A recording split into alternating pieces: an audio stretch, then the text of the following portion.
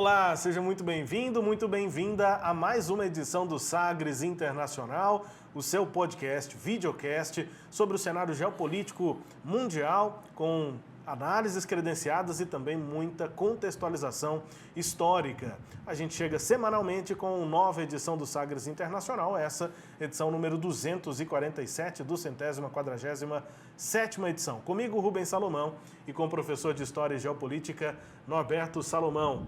E aí, professor, tudo bem? Olá, Rubens, tudo bem? Tudo em cima? Olá a todos e todas que estão nos acompanhando aí. E vamos ver se as nossas análises aqui auxiliam a compreender melhor o que anda rolando aí pelo cenário internacional. Esse é o nosso objetivo, é o nosso propósito, né? É isso, é o que a gente tenta fazer aqui, sempre conectado com você, né? Lembrando os nossos canais aqui para você conversar com a gente, comigo no Twitter, @Rubens Salomão, o X, antigo Twitter, Isso. E com o professor. É o @Norberto Salomão lá no Instagram, você pode entrar em contato que a gente vai dar maior atenção para aquilo que você estiver falando. Para você também nos indicar, né, que parte do mundo você quer ver destacada, que evento mundial, enfim, é sempre importante conversar com vocês. Também, claro, pelo perfil do Sistema Sagres aí no Twitter, no Instagram, no Facebook também, só buscar pelo Sistema Sagres que você nos encontra. E no e-mail, jornalismo@sistemasagres.com.br. Vamos aos destaques desta edição. Estados Unidos e Reino Unido mantêm ataques contra o Iêmen e você vai conhecer principalmente a história do grupo Houthis. Você também confere Taiwan, entendendo principalmente a importância, né, de Taiwan na geopolítica mundial e também as perspectivas do novo governo anti-China. Na Guatemala, o fracasso da direita numa tentativa de golpe e a perspectiva do governo de Arévalo. No Giro Internacional, você confere destaque da Argentina, porque por lá houve o anúncio de um cancelamento de mais de 27 mil benefícios para pessoas, para argentinos. No Equador, a Procuradora-Geral indica, revela a relação do narcotráfico com juízes, policiais e políticos na mega operação Metástase. Em Israel, Benjamin Netanyahu rejeita condições do Hamas para acordo sobre reféns. E depois de ataques mútuos, Irã e Paquistão abrem diálogo na tentativa de evitar uma crise maior lá na região. São os destaques desta edição do Sagres Internacional, que já está no ar.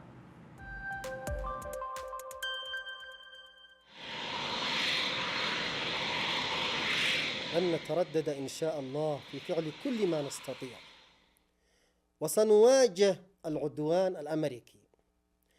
أي اعتداء أمريكي لن يبقى أبدا بدون رد، والرد لن يكون فقط بمستوى العملية التي نفذت أخيرا في استهداف الأمريكيين في البحر بأكثر من 24 طائرة مسيرة وبعدة صواريخ.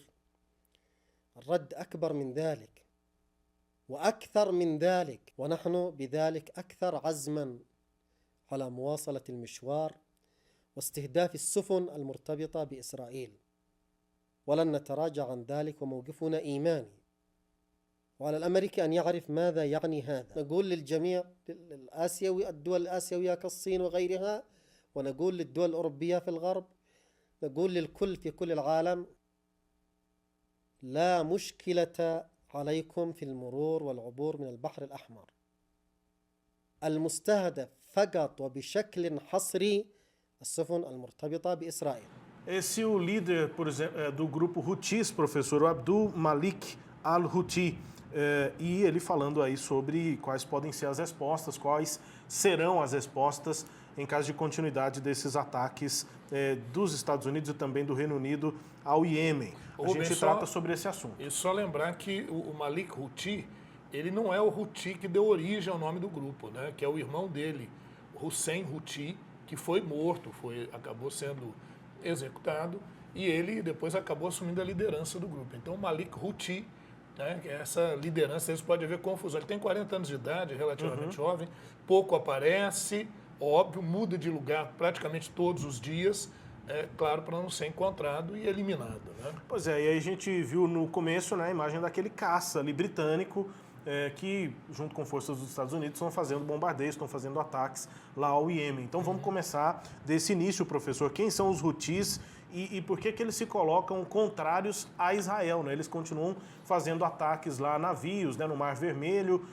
Há uma situação de perigo até, né? Muitos países se sentem ameaçados por conta dessa atuação dos Houthis lá na região, por conta principalmente de uma posição contrária deles ao Estado de Israel. Quem são os Houthis, professor? Pois é, Rubens, antes da gente falar, né, quem são os Houthis, é interessante a gente localizá-los, né, em que região que eles, afinal de contas, se organizam. Então a gente colocou o mapinha aí, tá aí, é a região do Iêmen, né, o país se chama Iêmen, esse país está localizado aí ao sul da Península Arábica, dá para observar ali a fronteira com a Arábia Saudita, ao norte, com o Omã, né? E aí do outro lado do Mar Vermelho a gente tem países do chifre da África, né? Eritreia, Djibouti, né? Ali você tem o Golfo de Aden, logo abaixo ali, que é um local estratégico da passagem de navios do Oceano Índico, adentrando o Mar Vermelho, dá para perceber isso ali, Rubens? Sim. Adentrando o Mar Vermelho até chegar lá em cima, para a gente ver aqui onde está Israel ali, Cairo, tá vendo? Sim. Ali onde está o Cairo, naquela passagenzinha ali está o Canal de Suez, apesar de não parecer nenhuma passagem ali, porque ela realmente é pequenininha, né? Não vai aparecer nesse perfil de mapa, mas ali é a passagem. Então, isso significa uma economia considerável de tempo e de dinheiro. Depois a gente vai ver até mais para frente um mapinha que vai mostrar essa rota comercial que envolve o Mar Vermelho, né? A capital é Saná, né? E houve um tempo em que nós tivemos ali o Iêmen do Norte e o Iêmen do Sul, né? Nesse processo. Como é que é isso? Bom, a região pertenceu ao Império Turco Otomano, depois passou ao domínio britânico. Em 1918 surgiu a República do Iêmen, no norte, o Iêmen do Norte, e a região sul ainda ficou sob domínio britânico. Só na década de 60, naquele processo de descolonização afro-asiático, é que nós vamos ter a efetivação de uma República do Sul do Iêmen. Só que essa República do Sul do Iêmen, Rubens, veja você, no contexto da Guerra Fria e com o apoio da União Soviética, ela se tornou um Estado socialista no Sul, enquanto que o Norte, capitalista e profundamente vinculada aos Estados Unidos e à Arábia Saudita. Então essa acabou sendo a realidade ali naquela região do Oriente Médio. Nos anos 70 a gente teve uma série de conflitos na região, conflitos constantes. Na década de 80 houve a descoberta de petróleo na região, mas apesar disso a região não é grande produtora de petróleo se comparada com os demais países da Península Arábica. Eu acho que outro detalhe também interessante é esse, né, Rubens? O Iêmen, que está ali no sul da Península Arábica, como a gente viu no mapa, é uma região que se constituiu em repúblicas, em uma área cercada por monarquias, algumas monarquias bem autoritárias, de caráter bem absolutista, né? Emirados Árabes Unidos, Arábia Saudita, Omã. Então, isso obviamente faz uma diferença importante, né? Agora, no final da década de 80, a gente vai observar o gradual fim da Guerra Fria. E com esse gradual fim da Guerra Fria, crise da União Soviética, o Iêmen do Sul perde aquele apoio da União Soviética, nós temos a guerra Irã-Iraque, então começa a haver uma aproximação dos grupos tribais mais radicais ao Irã, aos xiitas do Irã, que assumiram o poder em 1979, com a Revolução Xiita lá no Irã, e que são profundos inimigos dos Estados Unidos e de seus aliados na região, Israel, Arábia Saudita, enfim, e tantos outros, né? E aí é nesse contexto, no início dos anos 90, que vai surgir o grupo Houthi. Esse grupo Houthi surgiu a partir de Hussein al-Houthi, que criou o grupo chamado Juventude Crente, que seria um movimento de renovação de uma antiga seita, se a gente pode colocar assim, do islamismo xiita, que é o zaidismo. Então, o movimento zaidista, né, ou xiita zaidista, a gente está vendo aí na imagem membros aí desse movimento Houthi, né, rebeldes do movimento Houthi. E aí os zaidis, né, como a gente chama, eles passaram a governar, eles governaram a região por séculos. Por séculos eles foram governantes da região. E depois, quando ocorreram aquelas independências, a influência ocidental, eles perderam totalmente qualquer possibilidade de participação no governo. Então, nos anos 90, eles se sentiram em condições de começarem a se rebelar, né? e essas rebeliões foram se intensificando, ganharam maior corpo em 2011 com a Primavera Árabe e em 2015 os Houthi, 2014 para 2015, os Houthi, por meio de um movimento de guerrilha, tomaram a capital Sanaa. Então hoje os Houthi dominam o norte e a partes centrais ali do Iêmen, enquanto que o governo, né, aquele que é considerado o governo, foi obrigado a fugir da capital Sanaa e ocupou regiões ao sul e uma partezinha ali do leste do território. Então há essa divisão. Apesar deles estarem em um armistício, estarem em um processo de trégua, as tensões são muito fortes, porque a região acabou se tornando palco das disputas entre a Arábia Saudita e o Irã. E agora, com essa questão de Israel e o Hamas, o grupo Houthi é um forte apoiador do Hamas, assim como o Irã, e tem realizado ataques a navios, como disse aí bem logo no início, né? O Malak Houthi, o irmão do Hussein Houthi, como a gente falou há pouco, que outros navios não serão atacados, mas qualquer navio que tenha ligação ou vá abastecer Israel será atacado, sim, pelas forças Houthis. Em virtude disso, isso tem gerado ataques dos Estados Unidos e do Reino Unido a essas posições, aos drones dos Houthis, drones, aliás, de origem iraniana, mas, na verdade, as peças são iranianas, eles são montados no Iêmen, isso era para não comprometer o Irã. Mas parece que o Irã está botando firme isso aí, falando de um eixo de resistência na região do Oriente Médio. A verdade, Rubens, é que tudo isso esquenta muito a tensão na região. E aí o que eu falei foi possível assim, compreender quem são esses Houthis, qual a origem, o que é o Iêmen, né? Para a gente ter uma ideia. Muito disso. claro, e fica agora importante para a gente entender, né, qual é o impacto dessa ação lá na região do Mar Vermelho, né, com esses ataques que eles dizem só a navios que vão abastecer Israel. A gente fica imaginando como é que faz para diferenciar isso, né?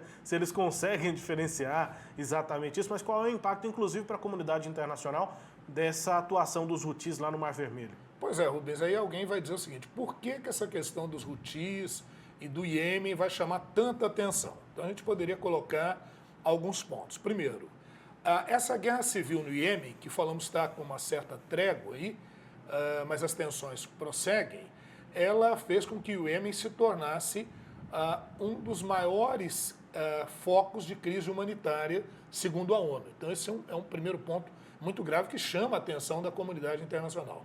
Agora, o segundo ponto é que essas ações dos Houthis naquela região, ali que envolve o Golfo de Aden, que envolve o Mar Vermelho, que é uma passagem estratégica para o comércio, daqui a pouquinho a gente vê até um mapinha mostrando isso, isso simplesmente pode afetar a economia mundial, pode afetar a economia internacional, até porque ali é um mar importante para o escoamento do petróleo produzido no Golfo Pérsico.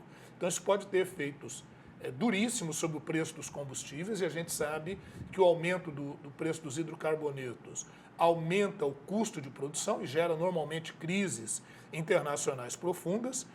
E veja você, até a China está sofrendo com esse processo, porque 14% do deslocamento de produtos chineses tem que passar por aquela região. Aí a gente está vendo manifestações, né, que têm ocorrido em apoio às ações dos Houthis. Então, um quadro assim bastante tenso, né, ali pela região.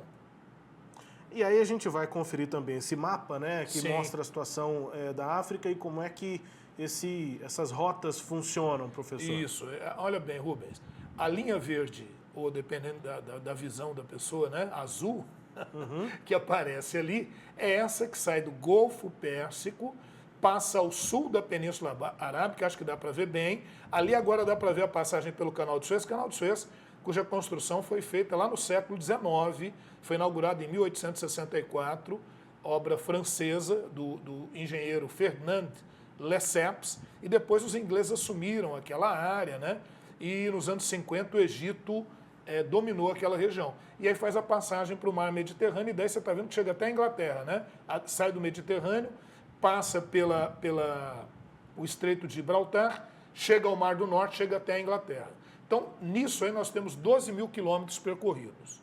Bom, se não tivesse o Canal de Suez, como é que você tem que fazer? Eu tenho que desviar do Canal de Suez, desviar dessa rota. Você tem que fazer o da linha vermelha, que passa ao sul da África, né, sai do Oceano Índico, ao sul da África, ali a região do Cabo passa para o Oceano Atlântico e daí é que vai chegar até o norte. Simplesmente quase dobra a distância, passando de 12 mil para 21 mil quilômetros a serem percorridos. Ou seja, isso representa o dobro do custo de transporte e isso afeta, obviamente, os preços internacionais também.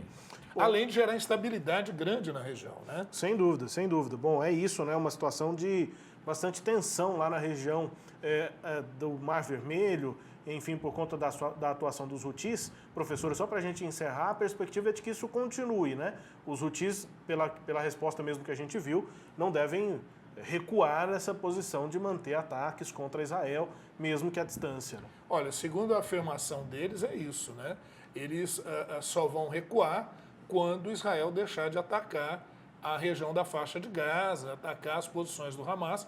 E aí, obviamente, a gente vai ver aí depois, até na frente, no nosso giro, nós vamos ver que tem essa questão da tentativa de um acordo. Mas a proposta que o Hamas faz, obviamente, Israel não vai ceder, né? São consequências desse conflito entre Israel e Hamas, nesse caso lá com o grupo Houthi no Iêmen. Os ataques de Estados Unidos e Reino Unido continuam aí dia a dia, a gente vai continuar acompanhando. Esse, portanto, é o destaque desse primeiro bloco aqui do Sagres Internacional.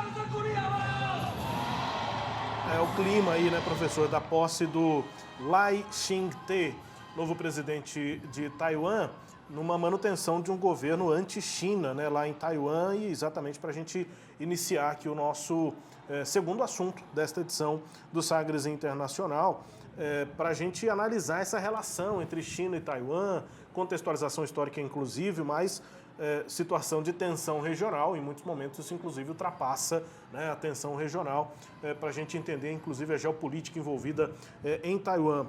Tudo bem, professor, qual é a história de Taiwan, qual é a divergência de Taiwan com a China? Pois é, Rubens, é importante, né, quando a gente fala dessa questão, entender o seguinte, afinal de contas, Taiwan é um país ou não é?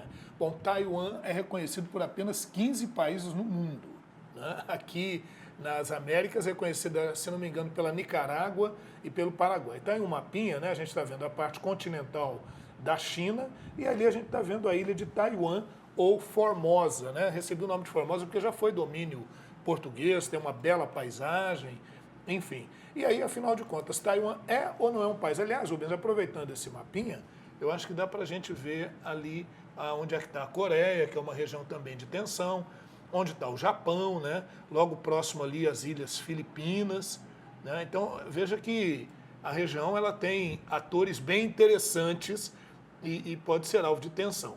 E nas ilhas, se você observar uma ilhazinha vermelhinha que está um pouquinho abaixo ali, que é Hong Kong, que também é um outro problema, uma outra questão. Mas vamos pegar aqui... Essa região do Mar do Sul da China, né? Mar do Sul da China. E vamos pegar assim por partes, né, Rubens? Olha o que acontece. A China, ela foi, durante o século XIX, dominada por potências imperialistas europeias, a destacar a Inglaterra. Então, vou pegando assim ponto a ponto. A Inglaterra e outros estrangeiros compravam ópio na Índia. Ópio é uma droga potente, né, anestésico e tal. Do ópio se extrai a heroína, né? E vendiam o ópio na China. Isso foi viciando a população chinesa. O governo chinês, no século XIX, resolveu tomar uma decisão, fazer uma lei proibindo o comércio de ópio na China. Perfeito. Foi tomada essa decisão e aí foi apreendido um navio com toneladas de ópio e esse ópio foi destruído.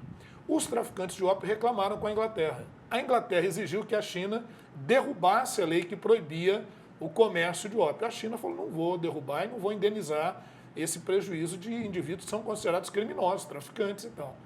Isso gerou uma guerra chamada Guerra do Ópio em 1842, entre 1839 e 1842. A China foi derrotada, em 1842 teve que assinar é um tratado chamado Tratado de Nanquim. E olha a curiosidade, Rubens, por esse Tratado de Nanquim, a China derrotada, teve que ceder a abertura de seus portos e entregar Hong Kong para a Inglaterra. E Hong Kong ficou sob o domínio da Inglaterra por 155 anos. Só em 1997 é que Hong Kong foi devolvido para a Inglaterra.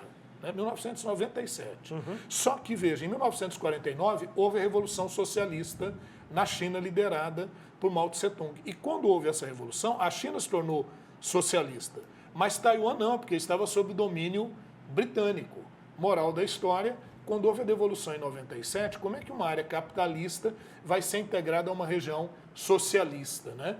E aí fizeram a seguinte solução, fizeram um acordo de 50 anos de que haveria um só país mais 2 sistemas, isso pelos próximos 50 anos, a contar de 1997. Isso é Hong Kong, tá? Macau, na China, também uma região que fala português, foi domínio português, foi domínio de Portugal.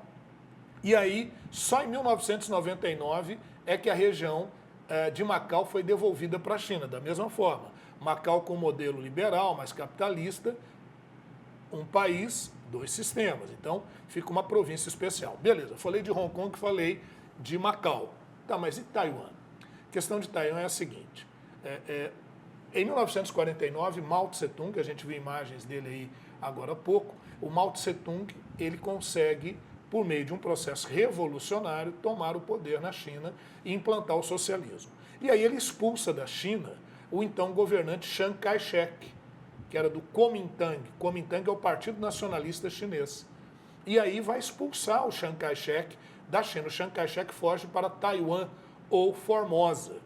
E ali em Taiwan, com o apoio ocidental, com o apoio capitalista, o Chiang Kai-shek organiza a famosa China nacionalista. Então é isso mesmo aí que você está entendendo.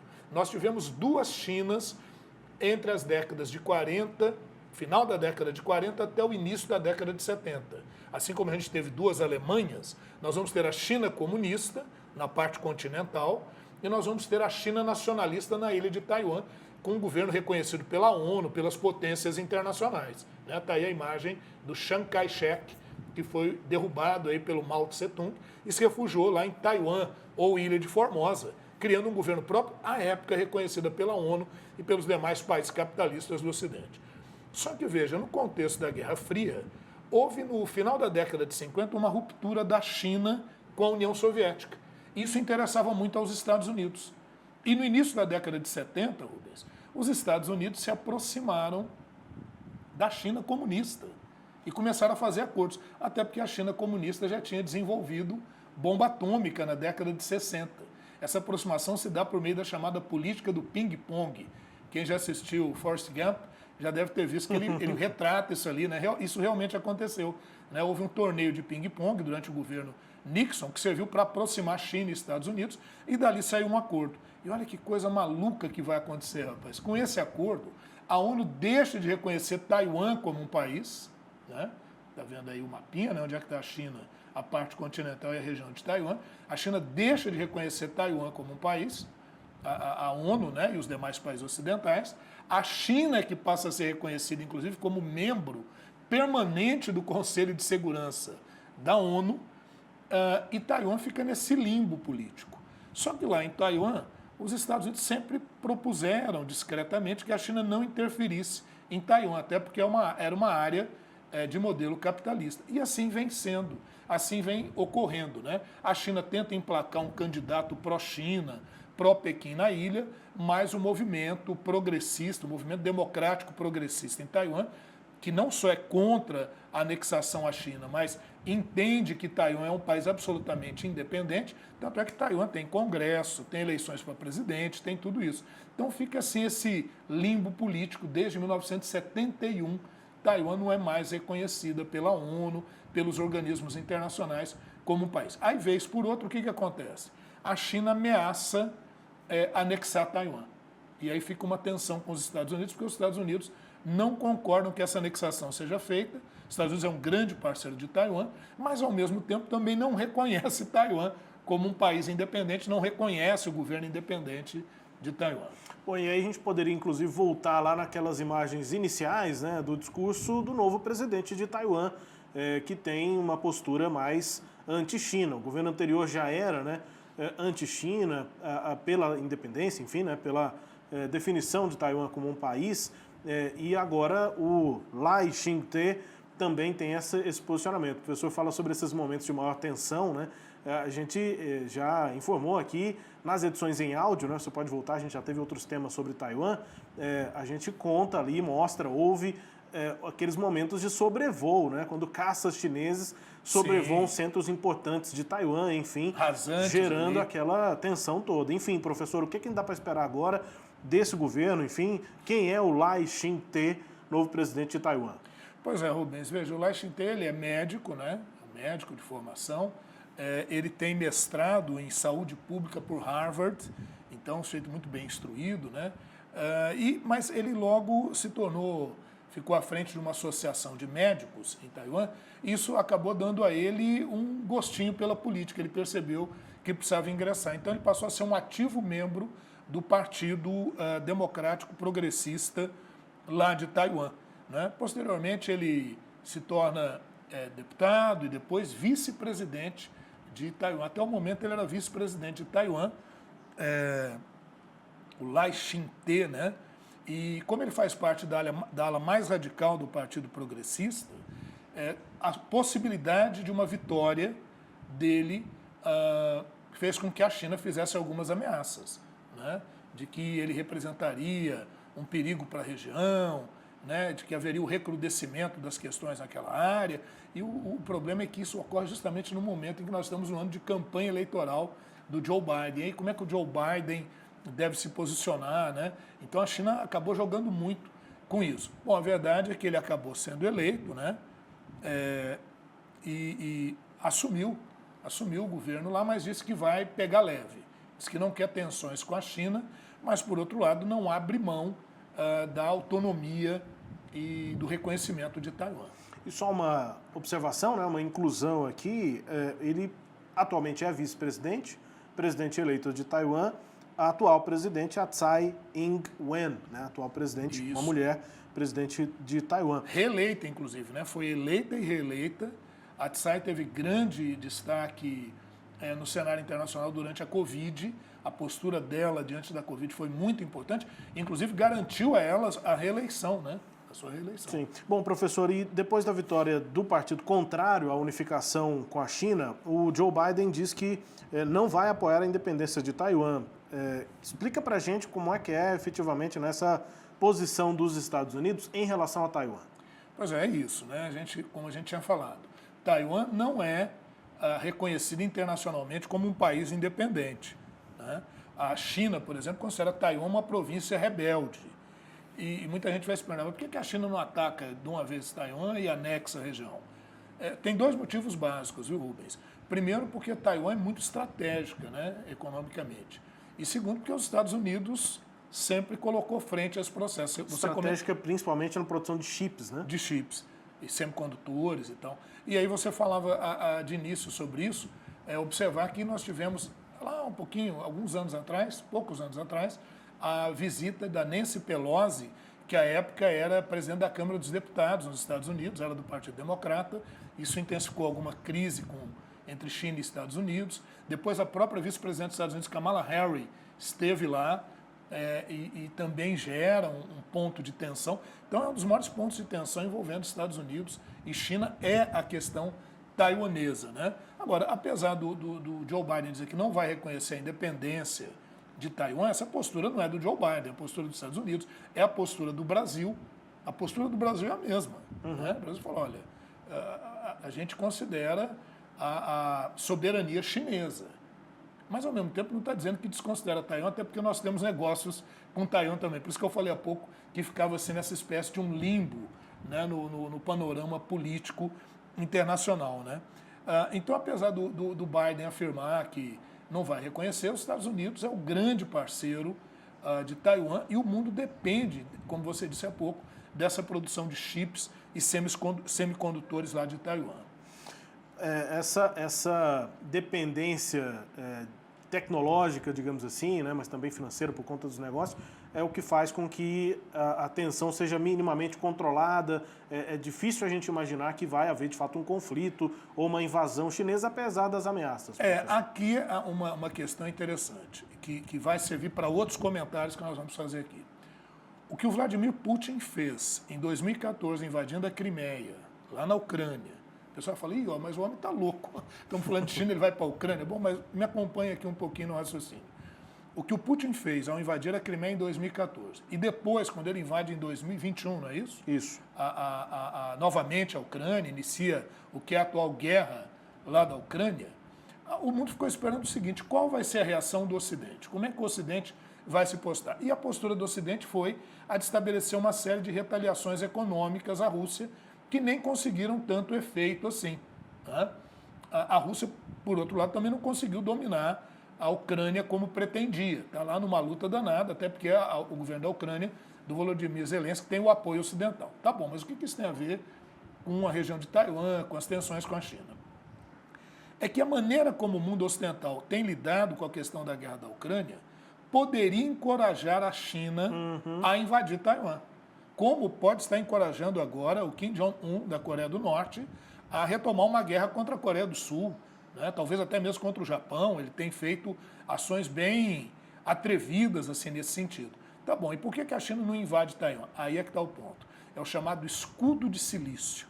Escudo de silício é um termo utilizado em virtude do fato de Taiwan ser o grande produtor de chips e semicondutores que abastecem o mundo, inclusive produtos chineses. Né? E silício, porque silício é a matéria-prima básica para a produção desses chips e semicondutores. E aí, está explicadinho? Explicado. E mundo conectado, né? Sem dúvida, um conflito, como forças de um lado, né, reagem a um conflito, nesse caso da Rússia com a Ucrânia, e como poderia haver também uma reação em relação à China e Taiwan, isso tudo está atrelado, né? Isso existe realmente uma relação em relação a isso.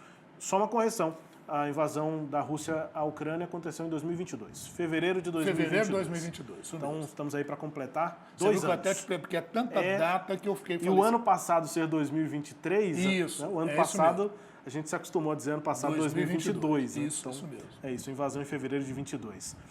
A questão entre China e Taiwan, essas tensões que não são só regionais, foram, portanto, o destaque deste segundo bloco do Sagres Internacional.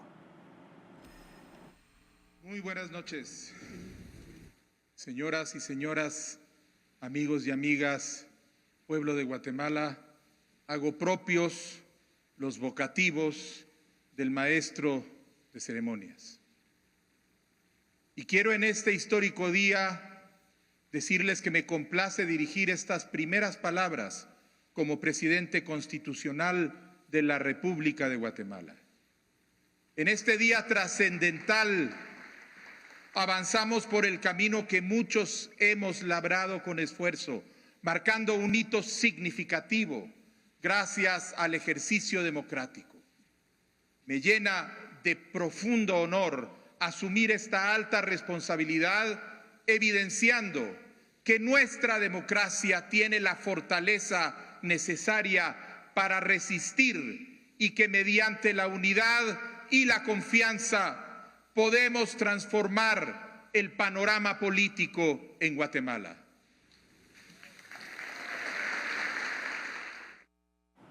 Bernardo Arévalo, com a devida faixa presidencial da Guatemala, né, novo presidente do país, que vive uma tensão danada, a gente vai falar sobre isso. Professor, fala pra gente um pouco sobre a história da Guatemala, para aí então a gente chegar no Arévalo e nesse momento lá do país. Pois é, Rubens, até antes da gente falar dessa história, a gente sempre gosta de localizar, né? Temos um mapinha aí para a gente poder localizar a Guatemala. E dá uma olhadinha, a gente está vendo aí que a Guatemala está de verdinho claro aí, verde abacate, faz uma fronteira grande ali com a região do México, né? E veja que aí nós temos também a fronteira com Belize, tá? E também a fronteira com Honduras e El Salvador. Então veja que é esse o seu. O país tem costa atlântica e também tem costa no Pacífico.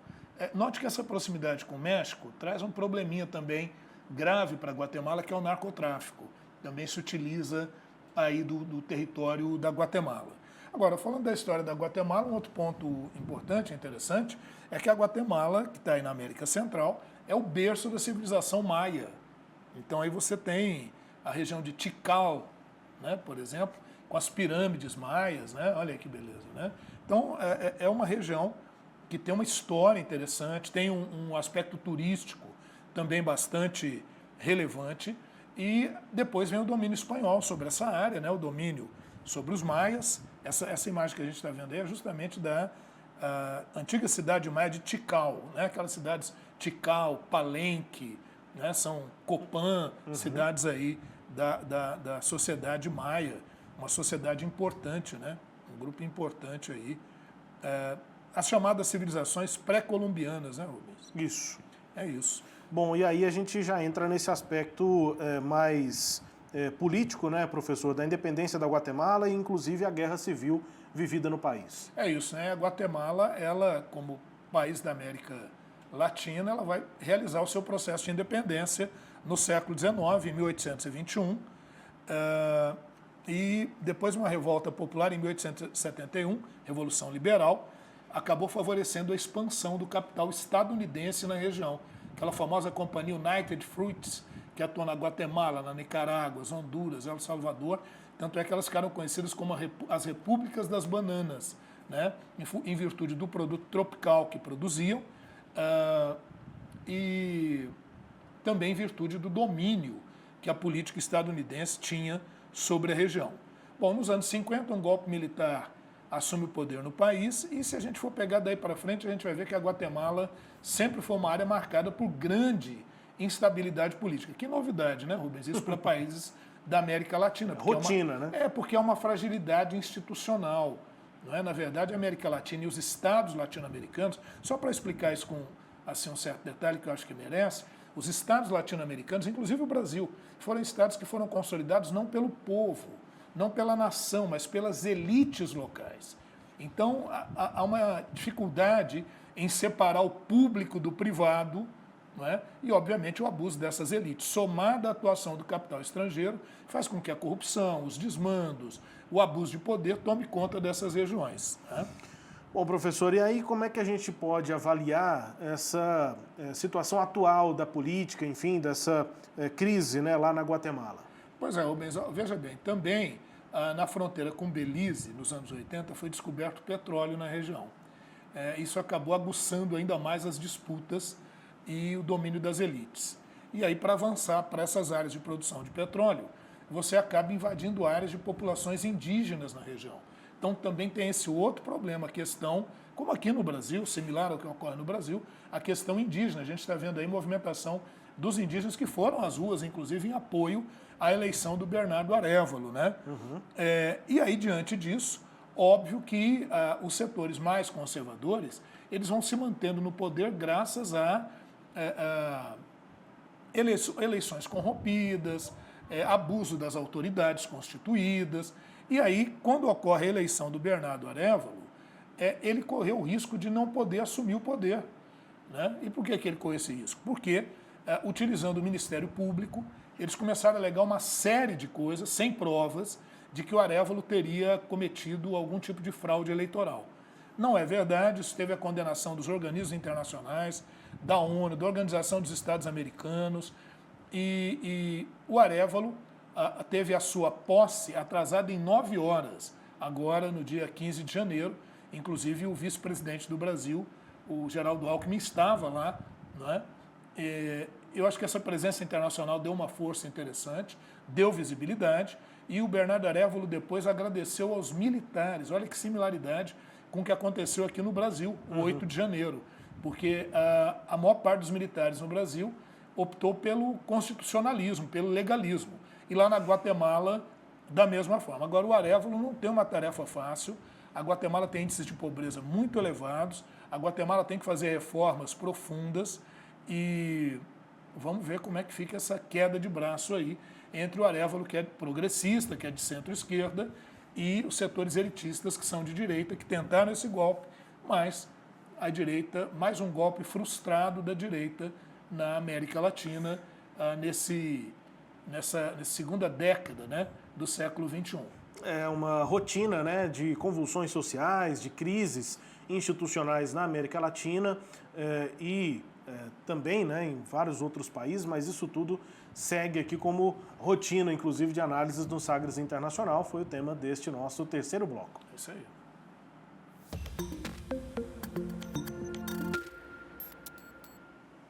Vamos à Argentina, no nosso giro aqui de notícias, porque o governo anunciou o cancelamento de benefícios sociais de mais de 27 mil pessoas. O governo do Javier Milei prevê economia de 2 bilhões de pesos, o que dá algo em torno de 12 milhões de reais, para a gente ter uma noção. O que vai dar aí coisa de 3 milhões, 2 milhões de dólares, né? Para a gente ter uma noção. O que é uma mixaria. Né? Então, assim, 2 bilhões de pesos, né? O que isso representa nessa economia de programas sociais lá na Argentina. A justificativa do Ministério é de que beneficiários tinham irregularidades e não cumpriam as condições para receber os benefícios, medida, então, do governo Javier Milei. Mas a questão é a seguinte, óbvio que certas medidas têm que ser tomadas e essa que o Milei está tomando parece, né, aparentemente ela parece ser acertada, porque ele vai cortar benefícios que estão irregulares. Né? Pelo menos isso é o que o governo está afirmando. Agora, como ele é um sujeito que já demonstrou a tendência de adotar medidas verticais, medidas com tom autoritário, a pergunta que fica é a seguinte, Rubens, será que realmente esses benefícios que serão cortados, todos eles, são realmente irregulares ou está se começando uma perseguição àqueles que são considerados ou identificados como opositores ao sistema que o Milei pretende implantar na região? Né? Então isso terá e será provavelmente verificado, a gente vai ter notícia disso por aqui. Então, com relação ao Milei, para não fazer uma crítica assim tão ostensiva, há uma série de medidas que ele está tomando que são importantes e são necessárias.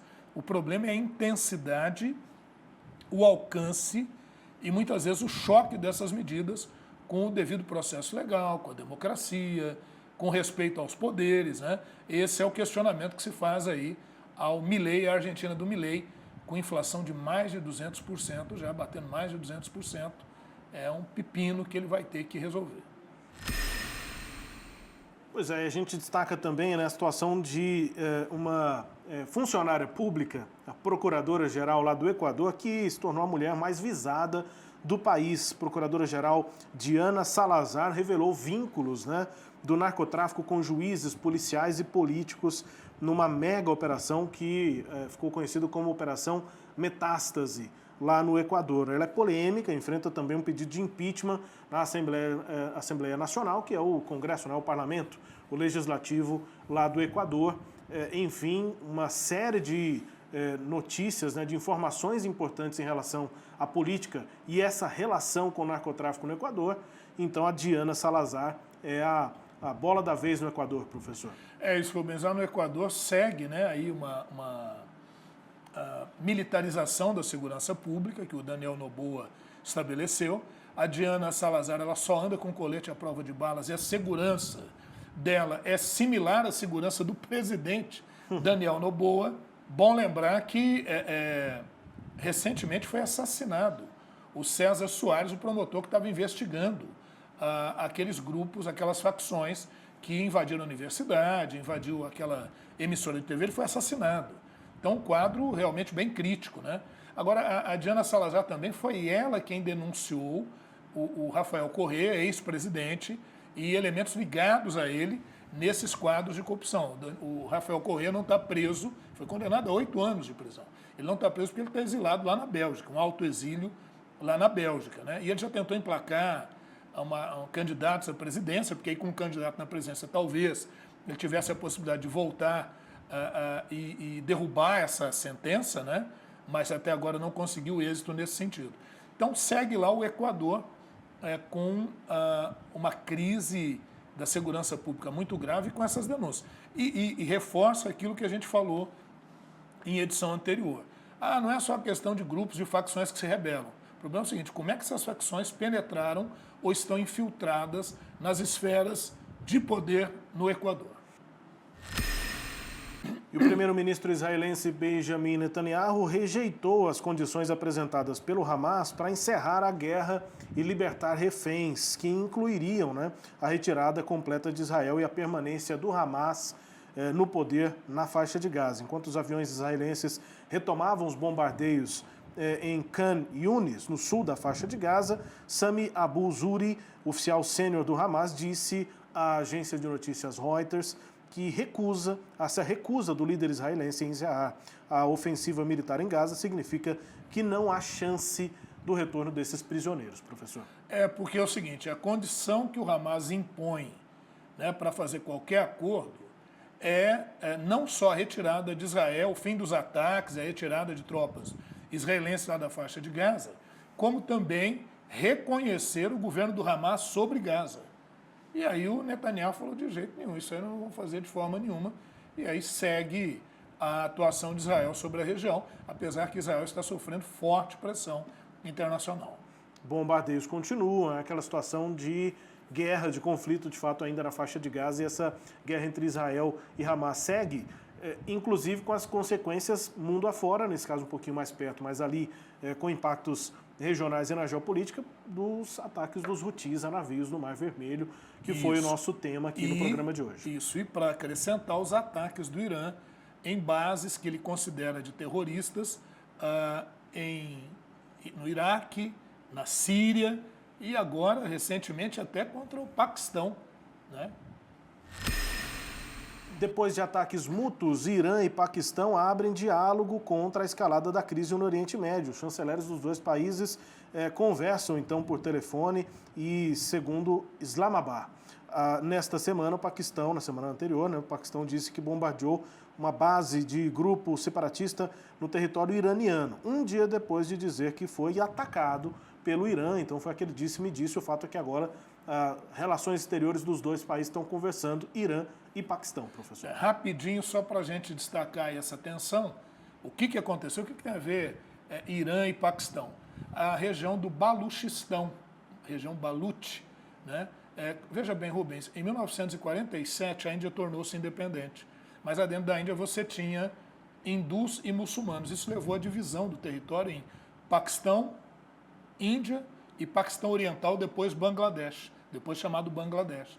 E dentro da região do Paquistão, você tem uma região chamada Baluchistão, e essa região ela é separatista, ela quer a sua independência, ela quer a sua autonomia. É uma região que faz fronteira com o Paquistão, que está dentro do Paquistão, mas faz fronteira também com o Afeganistão e com o Irã. Então, tanto o Irã quanto o Paquistão dizem combater grupos nessa região. E aí ocorreram esses bombardeios de lado a lado, mas agora parece que eles estão amenizando, porque eles estão vendo que essa tensão poderia elevar bastante o tom. É bom lembrar que o Paquistão tem o apoio dos Estados Unidos e tem bomba nuclear. Então não é nada interessante que haja esse tipo de tensão, ainda mais uma região que já vem bem convulsionada. É isso, destaque final aqui do nosso Giro de Notícias e também desta edição do seu videocast Sagres Internacional, aqui no Sistema Sagres de Comunicação, sobre os principais fatos da geopolítica. Semanalmente a gente está por aqui com a apresentação de edição inédita na TV, Sagres TV, canal 26.1, aqui na região metropolitana de Goiânia, às 8 da noite, em toda quarta-feira. Mas claro, estamos aí no seu tocador de podcast preferido e também no canal da Sagres no YouTube. Obrigado pela sua companhia, você que nos acompanhou até aqui. Professor, até semana que vem. Até semana que vem. Obrigado a todos e todas que estiveram aí conosco.